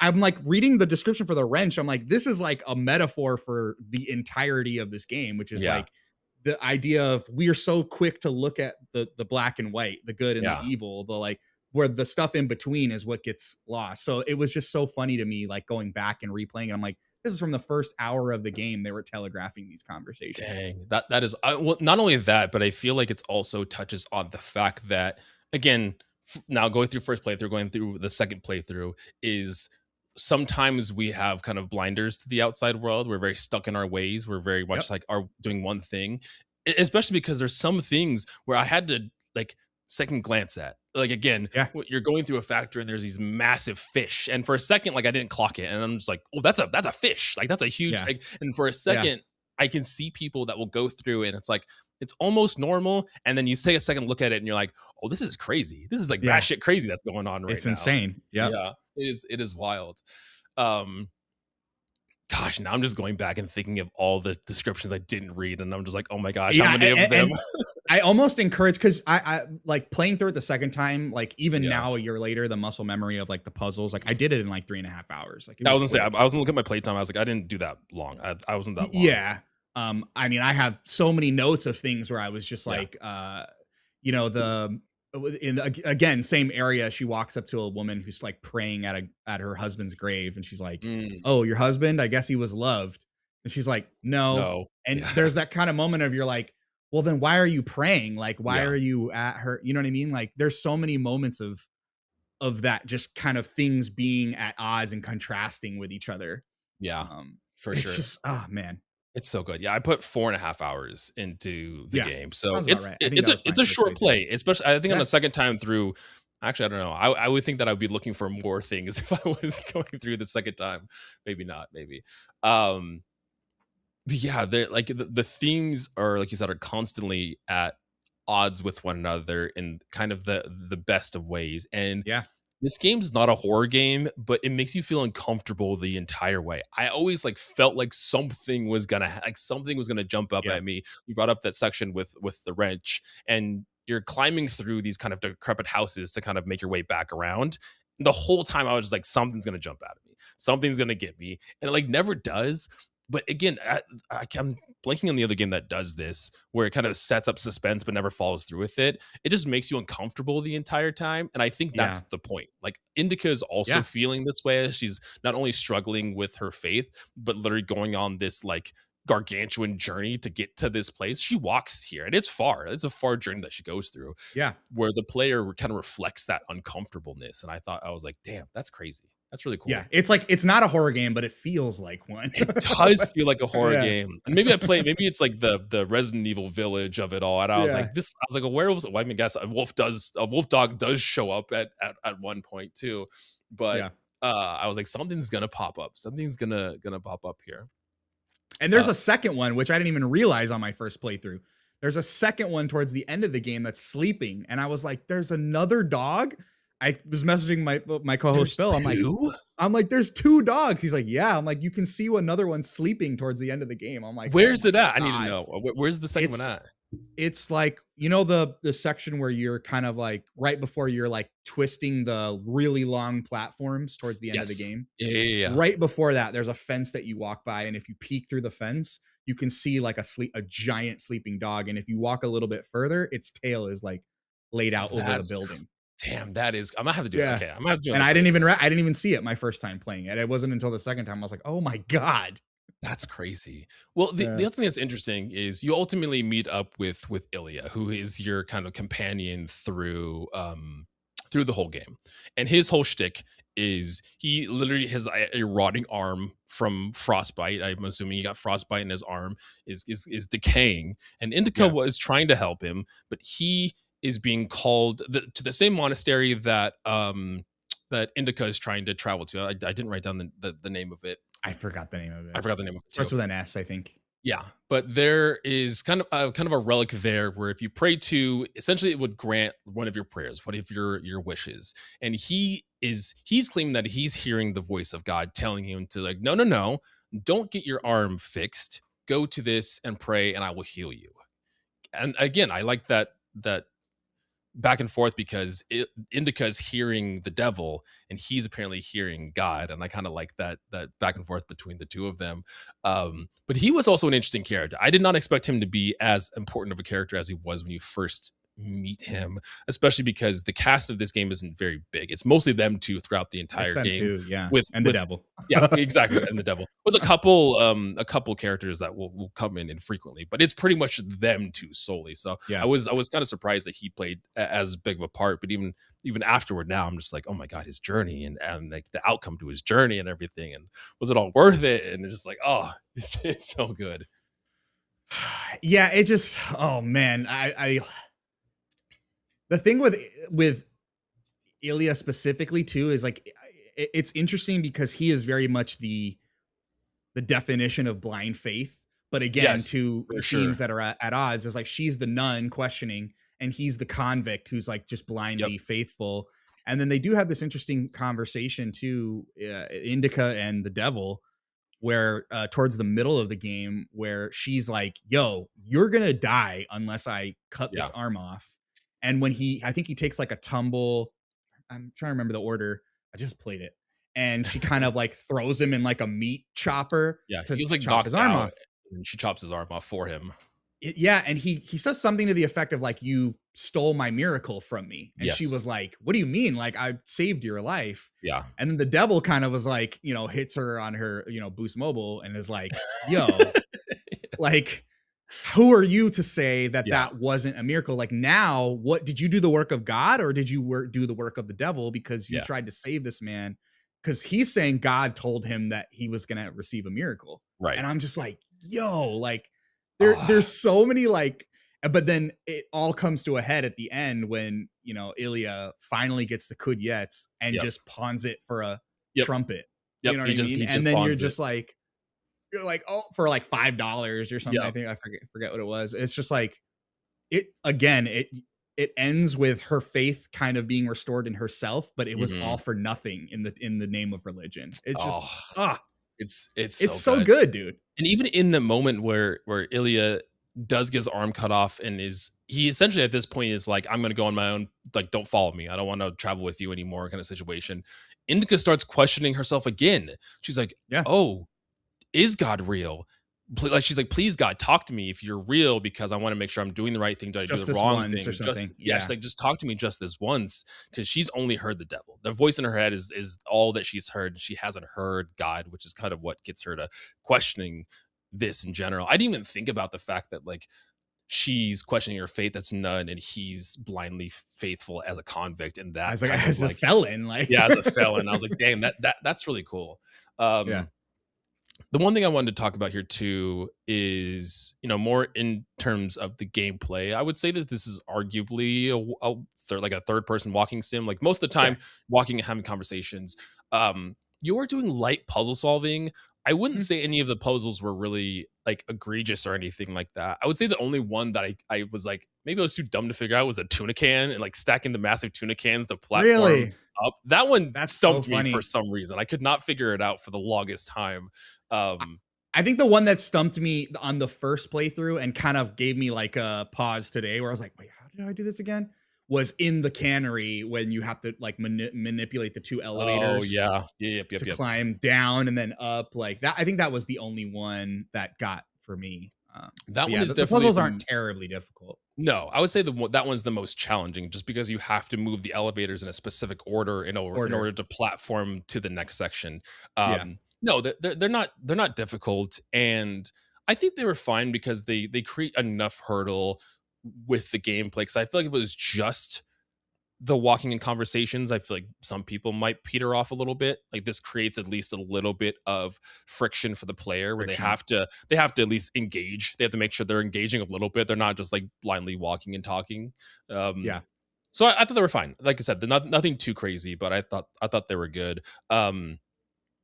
The devil's voice, I Oh, I loved. so good. I've said that I didn't write down the voice actor, because the voice acting in this game is so good between all three of the main characters essentially. But Hellblade does this too, where they just do such a good job about like this like self-deprecating, questioning, like makes fun of you, jokes around voice that's in the main character's head, and it was done so well here. Yeah, it feels like antagonistic. Yeah, yeah, yeah, Like like it's kind of like when you're talking to your parent and your parent knows you're wrong yeah. and they Yeah, just kind yeah. of like play with you for the bit. Mhm. Like that's what Yeah. it felt like.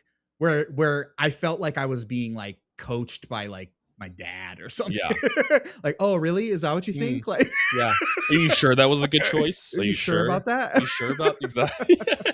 Yeah. Like when he's talking about the difference between a dog and a man, Yeah. and you're having the conversation and she's like, well, dogs are different, and he's like, really, Yeah. are they Are different? they Like, you're different? sure they're different? Are they Like, different, Indica? Are they different? ah, Yeah. sure about that? Are you sure about that? Yeah. No, I love the kind of like self-deprecating voice in the head because I think that not to the extent of the devil, but I think we all have that a little bit for ourselves. So Oh yeah, we can kind of the understand that. self-talk. We can understand the self-talk and we understand enough what that would mean if it got to like the very extreme. And I think it creates a very relatable situation with the main character where you're just like, oh man, I've gotten to points like this and you're here. And like, damn, that must suck because Indica is just trying her best. And through all of this, and even back in the nunnery, she was just trying her best. But she's hearing things, she's seeing things, and for her, these things are real. They're really Yeah, happening. yeah, The thing that got me, was my favorite part of this entire game, was, and again, we've already talked full spoilers, so if you haven't, please just understand that. Was the section with the like there's a furnace and there's like a furnace in there and you're going back through and as you go through the level it kind of flips and it flips upside down and you're like, oh, that's interesting. And for the longest time, and I don't know if they do this on purpose, but like I couldn't figure out what to do. And I was like, I kept going through and looping around, and then I saw something in the corner of my eye move and I was like, what the hell is that? And then the whole time I was like back and forth trying to get this thing in view.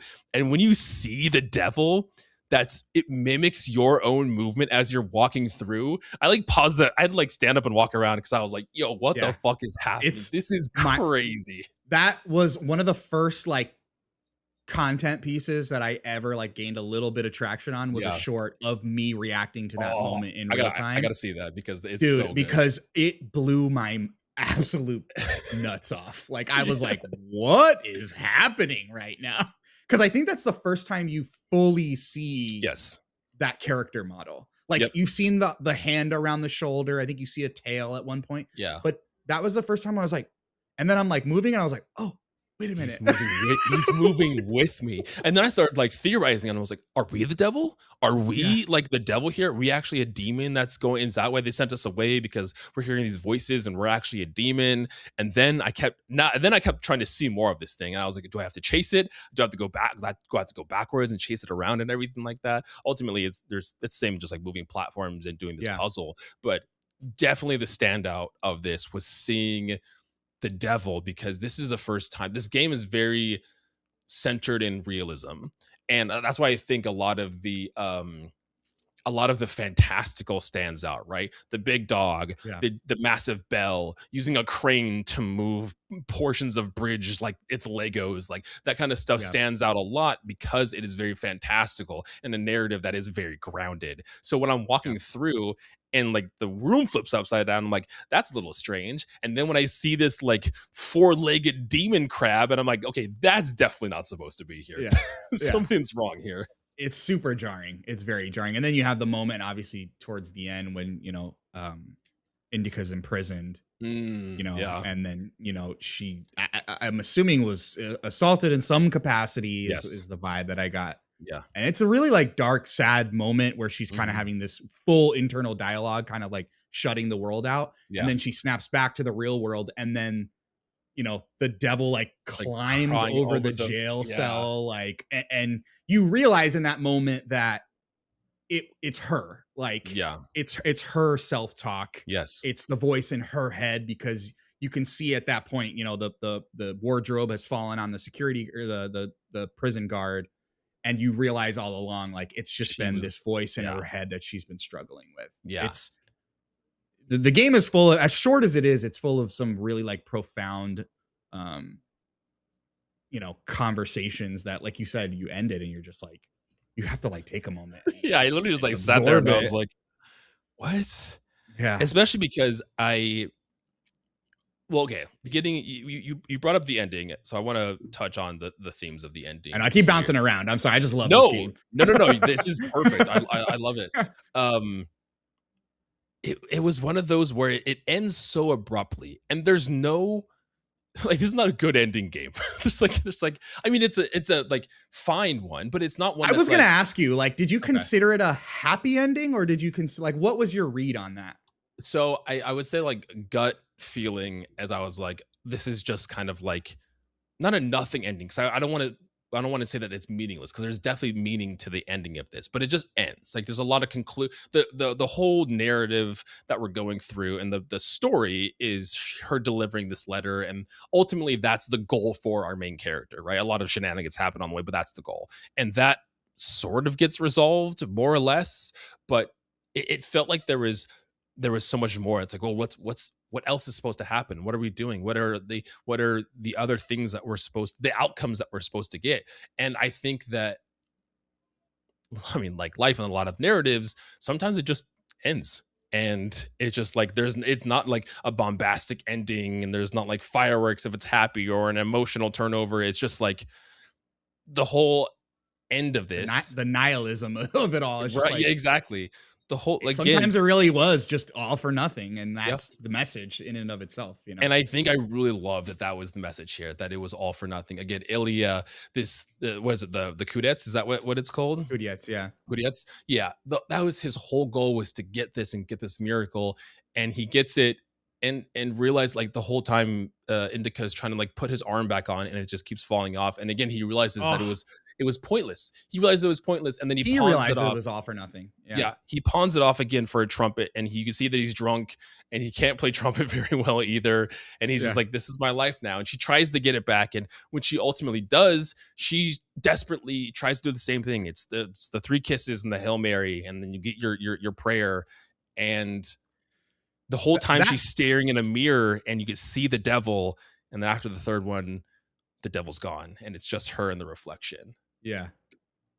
That moment where she like opens the kudyets and there's nothing inside, Mhm. and then there's kind of like a conversation between the pawn shop kid. He's like, "Did you throw up in my trumpet?" And Yeah. like, just this like, Yeah. again, we're talking about contrasting. It was just like Yes. she's having this deep philosophical moment, and the pawn shop keeper's like arguing with Ilya It's like about life is vomiting normal in an the trumpet. instrument, Yeah. and then her rosary shatters. I don't know Mhm. if you notice, like all the rosary The beads like fall beads. on the floor, and then Yeah. that's when the like the reason I wanted to ask you, like, did you consider it a happy ending? Because I think my first read on it was like, damn, like it was really all for nothing.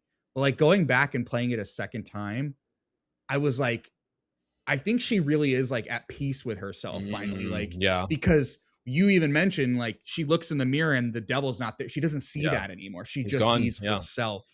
So I feel like there's this moment of like, yes, this was all sad and this was horrifying, and what really was it all for?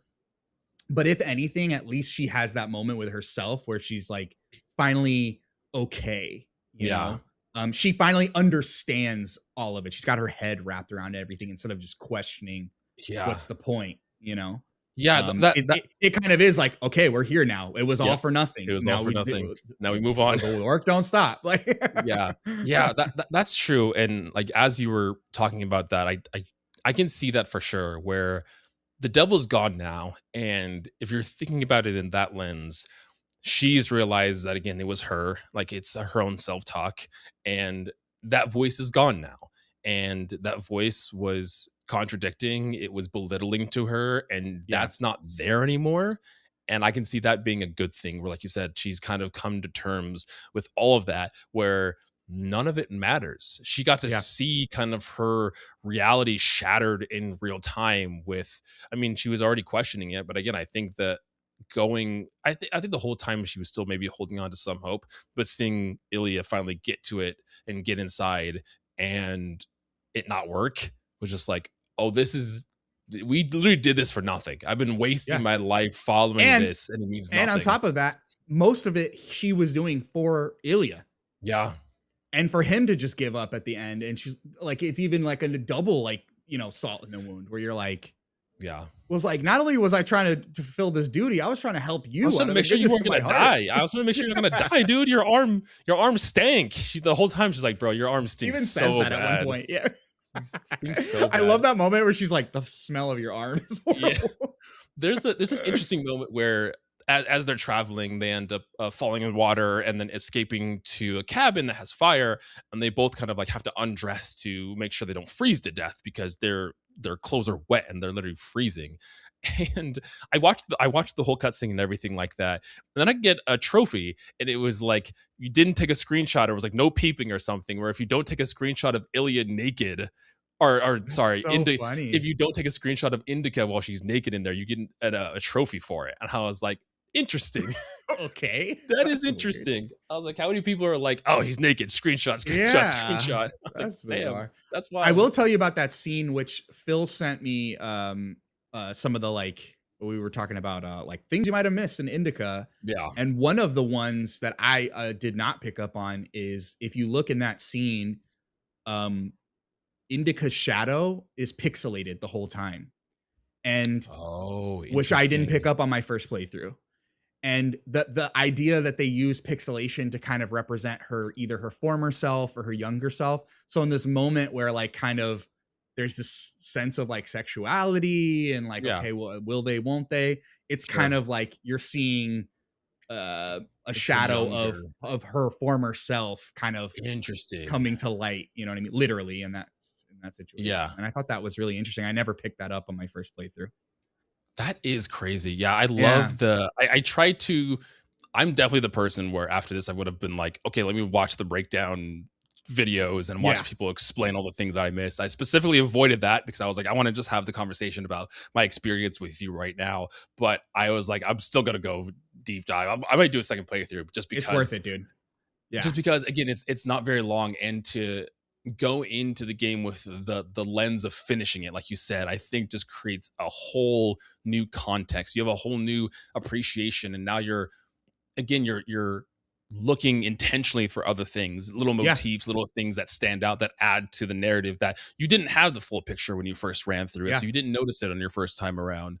But damn, It's this. definitely worth a second playthrough. One of the biggest takeaways I had second time was there's this kind of this overarching theme of like the illusion of choice in these Yeah, games, like about like how like what really is a choice if sure. God has a predetermined, Yeah, plan for people, like, oh, he can heal people, but 99%, but he needs the kudiettes and evil. So one of the yeah. things that I picked up on my second playthrough is there's multiple moments in the game where you'll hit a fork in the road Oh yes, where you there can go is. left or right, and both destinations lead to the same place.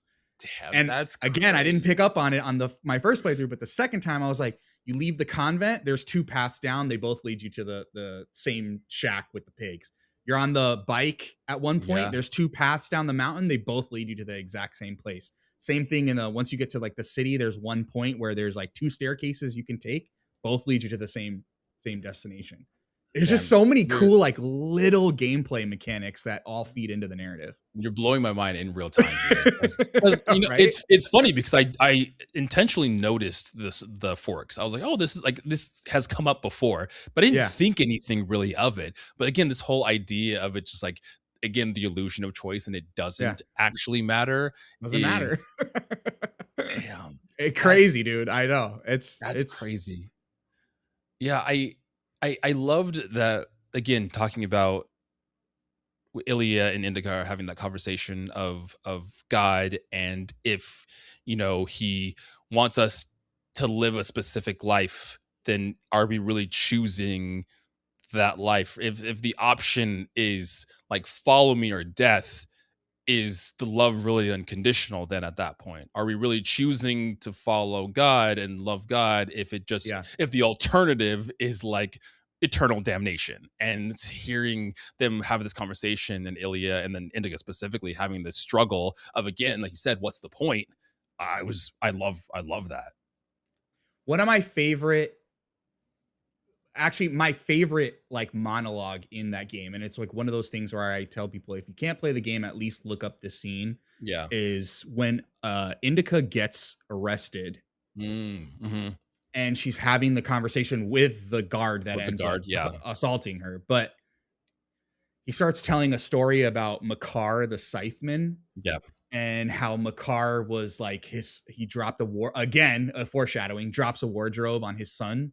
Hmm. Um I didn't even and think he's about that. That's crazy. You're right. yeah, and then the son is in all this like agony, and finally Makar like basically puts him out of his misery Yeah. and kills the son, and he goes to the priest and he's like, yo, like, am I, he goes, is my son going to go? He confesses his sins and he goes, is my Yeah. son going to go to heaven or hell? He's like, well, he's going to go to heaven Yeah. because He didn't get a he chance to didn't have sin. time to sin. Yeah. So then he goes and kills all the rest of his kids, and then he goes and kills all the neighbor kids. Yeah.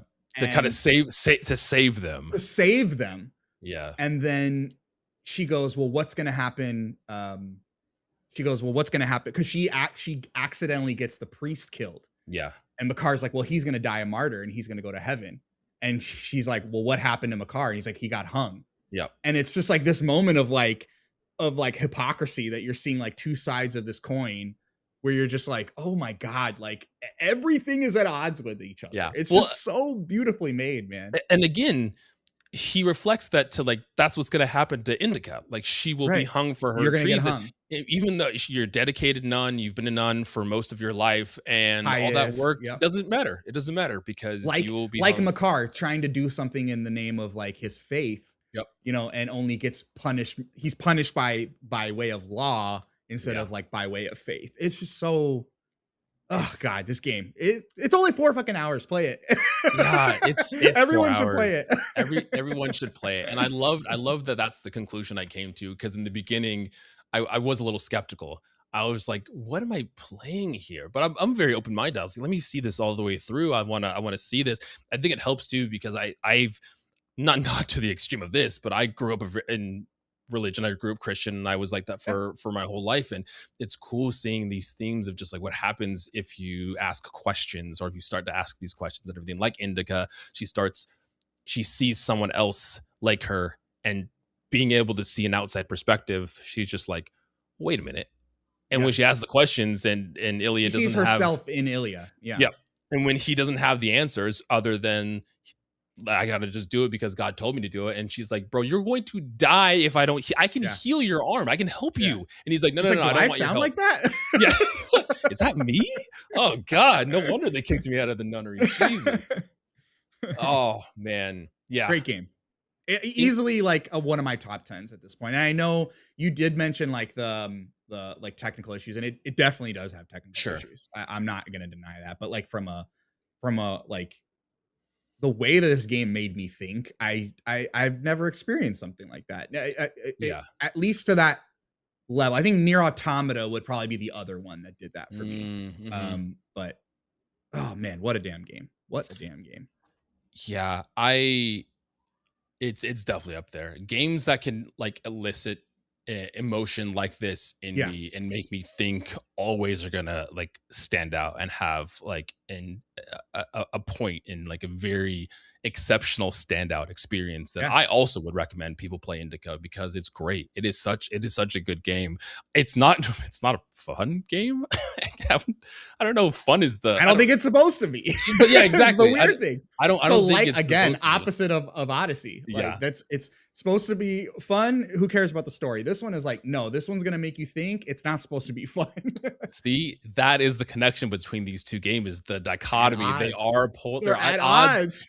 They're at odds constantly. Mario is the fun, silly, and Indika is making you think. See, we got there. We did that on purpose, audience. We did that on purpose. It's in the notes actually. It's highlighted. I told like, Gianni, read this point right here. Big letters. Yeah. Oh man. But yeah, Gianni, thanks so much for recommending this game and coming on to the show and talking about this. It was such a good time. Heck yeah. And thank you for finally getting me to play Mario Odyssey. Very well worth it. Yeah, it was. Well, one more time before we get out of here, why don't you let the people know where they can find you, all the content that you do, and the content mill. Yes, absolutely. So on a personal note, you can find me at Gianni DiCrosta over on YouTube, on Twitch, on Instagram, Threads, Blue Sky. You can find me in all those places posting long form content. I post my edited VODs over on YouTube. I post a whole bunch of shorts, some comedy stuff. And then 3 to 4 days out of the week, I'm streaming over on twitch.tv/Gianni DiCrosta. A lot of FromSoft, Dark Souls, action RPGs. And then a lot of the times streaming some indie games in the evening. So go check that out. I post my schedule on Instagram every week. Then I host the Content Mill podcast, which is kind of our long form variety gaming podcast that I host with Eric, Mr. The Human, Nate, Heroic Headgear, and Phil from 70% Complete. It's a weekly pre-recorded variety show where we do a lot of fun games. We talk about all the things that we're playing Not so much on the news side, but Sure. definitely really, really fun variety stuff. So definitely got to go check that out over on YouTube, the Content Mill podcast, and wherever you get your podcast services around the globe. Around the globe. And all of that will be down below. You can check it out. Yes. Highly recommended. I love the content mill. You guys are funny. I love I Thank love you. the content. And I'm someone that gets stuck in the loop of being like doing content and then being burnt out trying to get shorts and everything. And yeah, seriously. But seeing the amount of stuff that you post, I'm always just like, yo, Gianni's on it. I gotta give me a kick in the ass. It's just like I need to do more short form content and get this stuff going too. One, because I do love doing it too. I think sometimes I forget that with doing all this is I do love it. I have to sit down and force myself to do it. Yeah. The work don't stop. I've said it before. The work, the theme of the show. The work don't stop. The work does not stop. Okay, well, everybody, thanks for listening. Thanks for getting to the end of the episode. As always, next week we are back with the book club. Like I said at the top of the show, we are playing through Immortals of Avium. Next week is going to be the penultimate episode of that, where Will from Friday Night Gamecast is going to come on to talk about that kind of second to last section of the game. Like I said, it's been a fun time. I've enjoyed it. I can't say the same thing about my co-hosts, but I've had a good time. I promise. I promise. I enjoy it. It's first-person magic, so I mean, like, how could you be mad? You shoot magic out of your fingertips. Like, how can it get any better than that? But yeah, stay tuned because that episode is a fun time, and it's always good having Will on the show. But yeah, Gianni, again, thanks for coming on. It was a great time chatting with you about these games. Everybody, thanks for listening, and we will see you next week. Peace out, everybody.